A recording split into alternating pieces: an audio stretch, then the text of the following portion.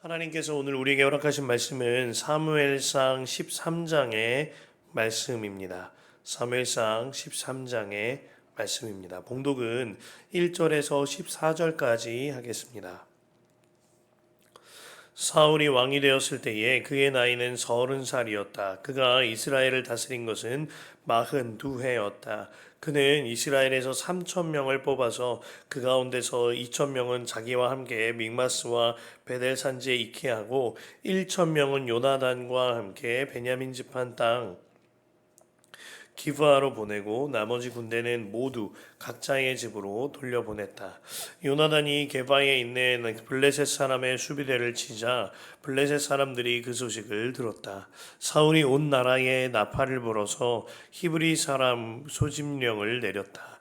온 이스라엘 백성은 사울이 블레셋 수비대를 쳐서 이스라엘이 블레셋 사람들의 미움을 사게 되었다는 말을 듣고 길갈로 모여와서 사울을 따랐다. 블레셋 사람들도 이스라엘과 싸우려고 모였는데 병거가 3만 대에다가 기마가 6천이나 되었고 보병은 바다에 모래알처럼 많아서 셀 수가 없었다. 블레셋 군대는 베다윈의 동쪽 믹마스로 올라와서 진을 쳤다. 이스라엘 사람들은 자기들이 위급하게 되었다는 것과 군대가 포위되었다는 것을 알고는 저마다 굴이나 숲이나 바위틈이나 구덩이나 웅덩이 속으로 기어 들어가 숨었다. 히브리 사람들 가운데서 더러는 요단강을 건너 갓과 길르앗 지역으로 달아났다. 사울은 그대로 길갈에 남아 있었고 그를 따르는 군인들은 모두 떨고 있었다. 사울은 사무엘의 말대로 이랫동안 사무엘을 기다렸으나 그는 길갈로 오지 않았다. 그러자 백성은 사울에게서 떠나 흩어지기 시작하였다. 사울은 사람들을 대면시켜 번제물과 화목제물을 가지고 오라고 한 다음에 자신이 직접 번제를 올렸다. 사울이 막 번제를 올리고 나자 사무엘이 도착하였다. 사울이 나가 그를 맞으며 인사를 드리니 사무엘이 꾸짖었다. 임금님이 어찌하여 이런 일을 하셨습니까? 사울이 대답하였다. 백성은 나에게서 떠나 흩어지고 제사장께서는 약속한 날짜에 오시지도 않고 블레셋 사람은 믹마스에 모여들고 있었습니다. 이러다가는 제가 주님께 은혜를 구하기도 전에 블레셋 사람이 길갈로 내려와서 칠 것 같은 생각이 들어서 할 수 없이 번제를 드렸습니다. 사무엘이 사울에게 말하였다. 해서는 안 될 일을 하셨습니다. 주 하나님이 명하신 것을 임금님이 지키지 않으셨습니다. 명령을 어기지 않으셨더라면 임금님과 임금님의 자손이 언제까지나 이스라엘을 다스리도록 주님께서 영원토록 굳게 세워주셨을 것입니다. 그러나 이제는 임금님의 왕조가 더 이상 계속되지 못할 것입니다. 주님께서 임금님께 명하신 것을 임금님이 지키지 않으셨기 때문에 주님께서는 달리 마음에 맞는 사람을 찾아서 그를 당신의 백성을 다스릴 영도자로 세우셨습니다. 아멘. 하나님의 말씀입니다. 주님 안에 참 좋은 목요일입니다. 어제 바이블 리딩데이 위드 지저스 함께 했거니와 그 은혜를 한 주간 동안 계속 이어가는 일이 333 프로젝트라는 마음이 듭니다. 오늘 함께 읽은 본문을 이어서 여러분의 일상 중에 두 번 더, 세 번 더 읽어보시고 묵상하시길 바랍니다. 무엇보다도 묵상한 말씀대로 삶을 살아낼 때 주님의 임재를 경험하는 삶이 이루어질 줄로 믿습니다.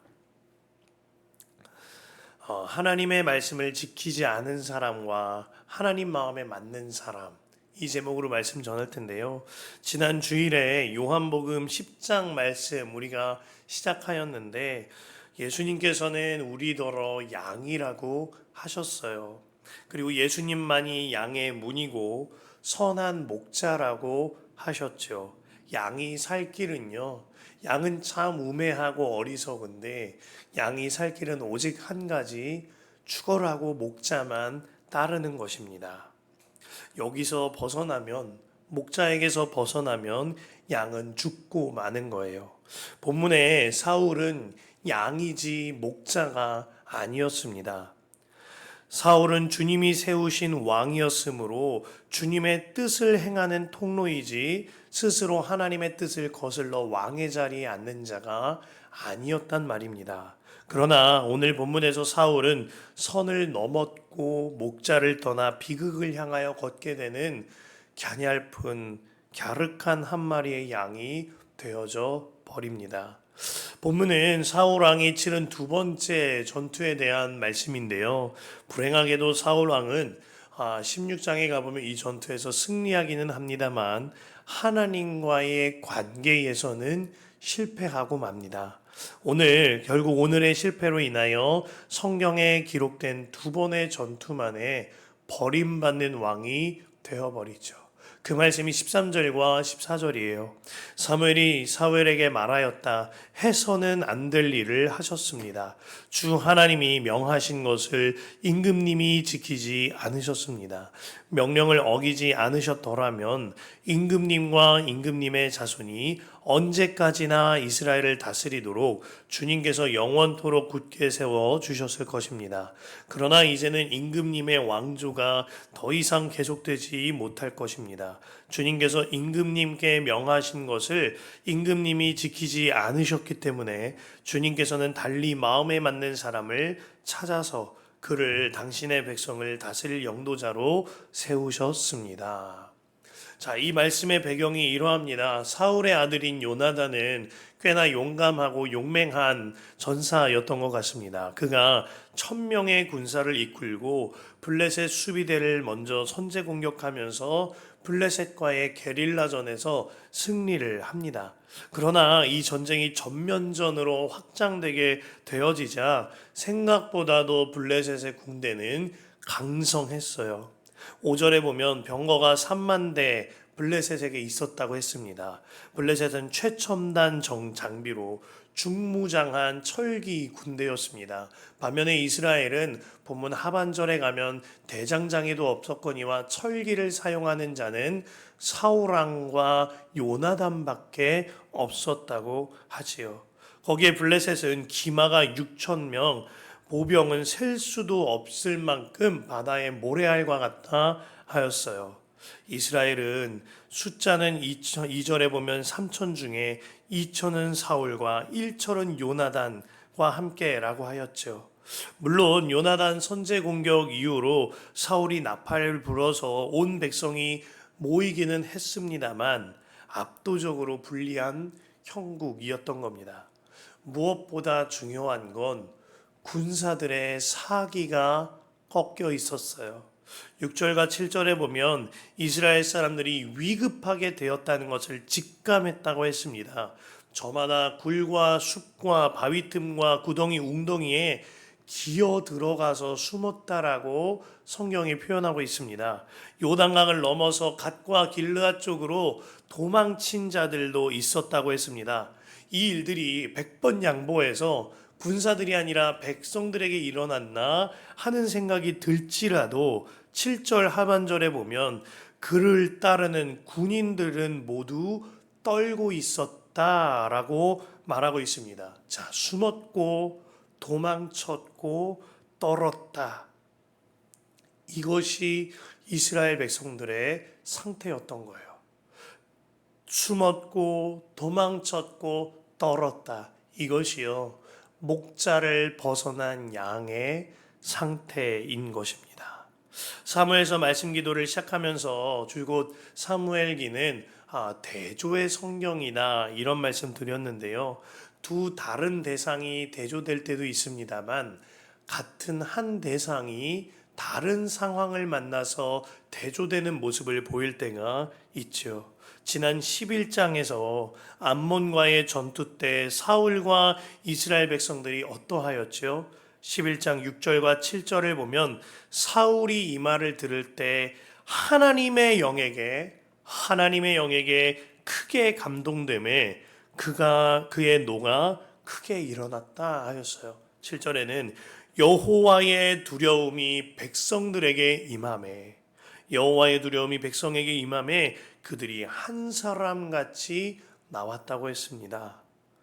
사울 왕은 마치 골리앗 앞에 다윗처럼 하나님을 대적하는 암몬에 크게 분노합니다. 또한 이스라엘 백성들은 한 사람과 같이 일사불란하게 33명이 한 몸과 한 마음 되어 전투에 나섭니다. 그러나 오늘 본문에는 그와는 완전히 대조적으로 숨었고 도망쳤고 떠는 자들이 된 거예요. 이 두 장면의 차이는 단 한 가지입니다. 선한 목자 대신 주님 안에 거하는가, 그것이 아니라 주님 바깥에 있는가, 이 차이인 것이지요. 하나님의 영이 세차게 내리칠 때 사울은 위풍당당하였습니다. 여호와의 두려움이 백성에게 임할 때 백성들은 한 몸과 한 마음 되어 집결하였습니다. 그러나 주님 안에 있지 아니하니, 주님의 영 바깥에 있으니 그들 모두가 풍비박산 난 것입니다. 우리도 이와 같아요. 베드로 사도가 베드로전서 2장 25절에 너희가 전에는 양과 같이 길을 잃었더니 이제는 너희 영혼의 목자와 감독 되신 이에게 돌아왔느니라 하였습니다. 길 잃은 양 같은 우리가 살 유일한 길이 있습니다. 목자 되신 주님 안에 거하는 거예요. 주님께로 돌아와 있거니와 주님 안에 거하는 겁니다. 그것이 양과 같은 우리가 살 길인 거죠. 목자 잃은 양처럼 숨고 도망치고 떨고 있는 백성들 앞에서 사울 왕은 뭔가를 보여줘야 했을 거예요. 초대 왕으로서 뭔가를 보여줘야 한다는 강박이 있었을 수 있지요. 혹은 이 상황에서 나라의 수장으로서 구심점이 되어야 한다는 마음과 사람들의 마음을 사로잡아야 한다는 그런 마음이 있었을 겁니다. 결국 그가 생각해낸 묘수가 그의 인생의 최악의 수가 되어져 버리게 됩니다. 9절에 사울은 사람들을 시켜서 번제물과 화목제물을 가지고 오라고 한 다음에 자신이 직접 번제를 드렸다 하였어요. 그렇게 사울 왕 자기가 나서서 번제를 드린 이 일이 단초가 되어서 그가 버림받게 되는 거예요. 이 일이 있은 뒤 곧장 사무엘은 도착했고 사무엘은 무섭게 사울 왕을 꾸짖습니다. 그리고 하나님께서 사울을 버리신 것을 선포하지요.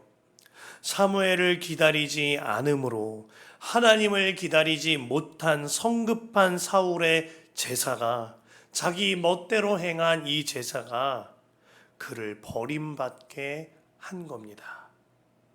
시편 42편 5절에 이같이 기록합니다. 내 영혼아 네가 어찌하여 낙심하며 어찌하여 내 속에서 불안해하는가. 너는 하나님께 소망을 두라. 그가 나타나 도우심으로 말미암아 내가 여전히 찬송하리로다. 여기서 너는 하나님께 소망을 두라, 이 말씀을 세번역 성경이 이렇게 번역해요. 너는 하나님을 기다려라. 하나님을 기다려라. 사울 왕은 하나님께 소망을 두지 않으므로 기다리지 않은 거예요. 하나님만이 소망이 있는 것이 아니라 나도 뭔가 할 수 있다고 생각하니 기다리지 않은 겁니다. 그로 인하여 자기 마음대로 제사를 인도하고 하나님 자리에 본인이 앉은 겁니다. 결국 버림받은 왕이 되는 거죠. 여기서 그가 버림받은 가장 큰 이유가 드러나는 거예요. 사울은 기다리지 않은 겁니다. 왜지요? 내가 왕이니까요. 내가 왕이니까 이 나라에서 따로 결제를 받을 필요도 없고 따로 기다릴 필요도 없는 겁니다. 나 스스로 결정하고 내 생각에 드는 대로, 내 생각에 옳은 대로 제사를 인도하면 되는 거예요. 내가 이곳의 왕이니까. 사울의 진짜 문제는 이것이었습니다. 내 마음이 하나님보다 높아진 거예요. 많은 목회자와 신학자들이 사울에 대하여 평가를 박하게 하거니와 또한 그의 교만에 대한 문제를 입을 모아 꼬집는 까닭이 있습니다. 하나님 위에선 그의 교만이 사울의 가장 심각한 문제였기 때문입니다. 사무엘 선지자는 그가 제사를 인도한 이 일에 관하여 그가 하나님의 명령을 지키지 않았다고 말합니다. 13절과 14절이에요. 사무엘이 사울에게 말했다. 해서는 안 될 일을 하셨습니다. 주 하나님이 명하신 것을 임금님이 지키지 않으셨습니다. 명령을 어기지 않으셨더라면 임금님과 임금님의 자손이 언제까지나 이스라엘을 다스리도록 주님께서 영원토록 굳게 세워 주셨을 것입니다. 그러나 이제는 임금님의 왕조가 더 이상 계속되지 못할 것입니다.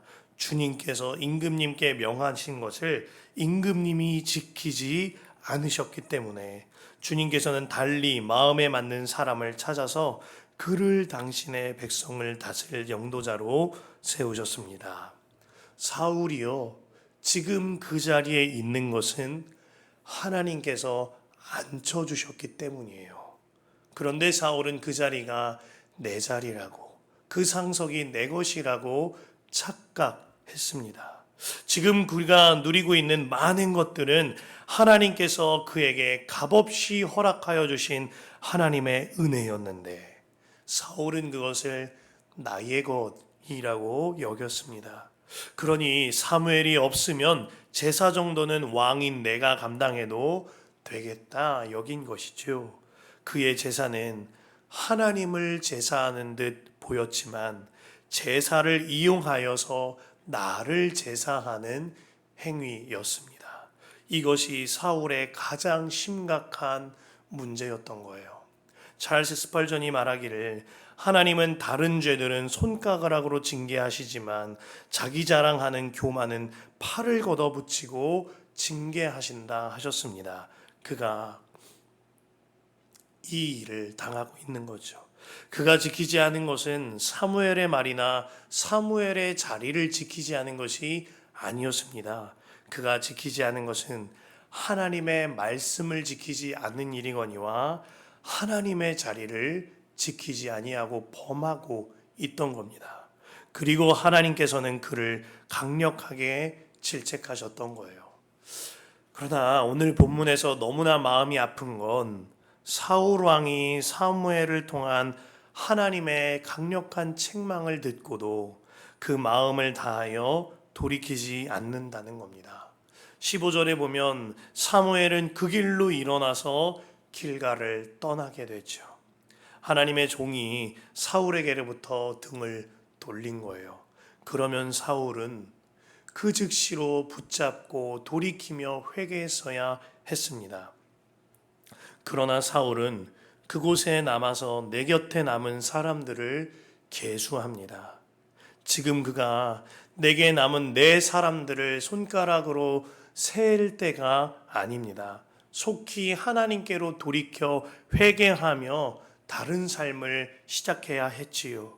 하나님께서는 사무엘을 통하여서 끊임없이 그를 찾아가시고 기회를 허락하세요. 토요일 본문인 15장과 주일 본문인 16장에도 사무엘은 사울을 만나고자 아침 일찍 찾아갈 때도 있었거니와 눈물 다하여 그를 위하여 기도했습니다. 결국 사울의 완고한 마음은 버림받는 왕으로 마침표를 찍게 되는 겁니다. 그리고 주님께서는 새로운 하나님 마음에 맞는 한 사람을 세우세요. 오늘 본문에는 베일에 감춰져 있지만 곧 드러나게 될 다윗이지요. 다윗은 사울과 전혀 달랐습니다. 다윗은요 사울과 달리 전쟁과 군대 앞에서도 하나님을 기다리는 자였어요. 시편 27편 14절에 보면 너는 여호와를 기다릴지어다 강하고 담대하며 여호와를 기다릴지어다. 다윗이 전쟁의 상황 앞에서 이같이 노래합니다. 그가 전쟁의 위기 속에서도 하나님을 기다릴 수 있었던 까닭을 바로 앞전절에 이렇게 고백하죠.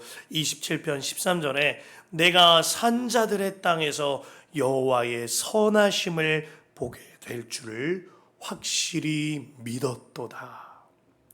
선한 목자 되신 주님을 믿는 믿음이 그로 하여금 기다릴 수 있게 한 것입니다. 주님을 믿기에 말씀을 지킬 수 있었던 거죠. 주님을 믿기에 진정한 왕 되신 하나님의 자리를 지킬 수 있었던 거예요. 사울왕은 사람들의 인기와 사람들 앞에서의 나의 위상이 전부였어요. 하지만 하나님의 마음에 맞는 다윗은 그러한 것들이 아니라 오직 하나님이 나의 전부였습니다. 그래서 그가 자기 사람들이 자기를 배신하고 반역에 쫓김당하고 전쟁에 피해 다니는 상황 속에서도 이같이 고백한 겁니다. 시편 23편 1절에 여호와는 나의 목자시니 내게 부족함이 없으리로다. 설교서도에 오직 예수님만이 양의 문이고 선한 목자라고 말씀을 드렸어요. 사울은 또 다른 양의 문이, 또 다른 목자가 되고 싶어 했습니다. 그러나 그 결국은 길을 잃어버린 양이 될 뿐이었어요. 반대로 다윗은 목자 대신 주님 안에만 거하였습니다. 시편 23편 6절에 내 평생의 선하심과 인자하심이 반드시 나를 따르리니 내가 여호와의 집에 영원히 살리로다. 아멘입니다. 그가 고백하였던 앞서 말씀드렸던 시편 27편 14절 여호와를 기다릴지어다, 이 표현을 메시지라는 메시지는 이렇게 번역합니다. 시편 27편 14절 하나님 곁에 머물러라. 거듭 말하노니 하나님 곁에 머물러라. 아멘입니다. 사랑하는 성도 여러분, 지키지 아니한 사울이 아니라 하나님 마음에 맞는 다윗이 되시길 바랍니다. 양의 문을 벗어난 자가 아니라 양의 문 대신 주님 안에 머무는 자 되시길 축복합니다. 목자의 자리에 앉으려는 자가 아니라 양으로서 선한 목자 대신 주님만을 죽어라 따르시길 바랍니다. 그 길이 살 길이요. 그리고 그 길이 주님과 동행하는, 주님 안에 머물며 주님과 동행하는 가장 행복한 길입니다. 그 말씀이 여러분들에게 이루어지기를 간절히 축복합니다.